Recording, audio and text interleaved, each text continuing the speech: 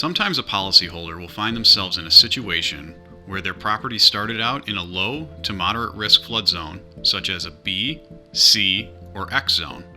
But the NFIP and the community reevaluated the flood risk and moved the structure into a high risk area, such as an A or V zone. This scenario is known as being newly mapped.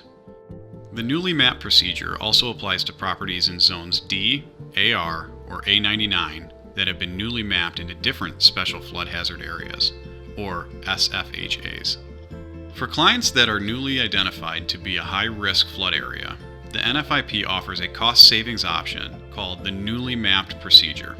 With the newly mapped procedure, clients who buy a policy and it becomes effective during the first 12 months after a map change are eligible for the low-cost preferred risk policy known as a PRP.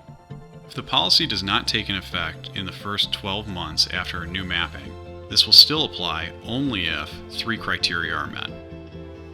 A mortgage lender is involved, the insured applied for a policy within 45 days of initial lender notification, and the notification occurred within 24 months of the effective FEMA Flood Insurance Rate Map, or FIRM, revision date. A newly mapped property must also meet the same loss eligibility requirements of a PRP policy. Rates will then increase on an annual basis until they reach a standard Zone X rate or the rate based on the new flood map, whichever is cheaper.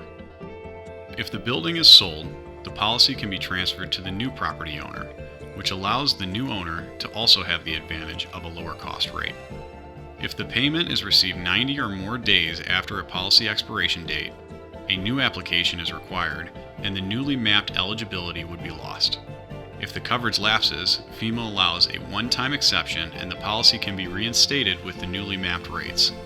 However, a second lapse in coverage results in the disqualification for newly mapped rates.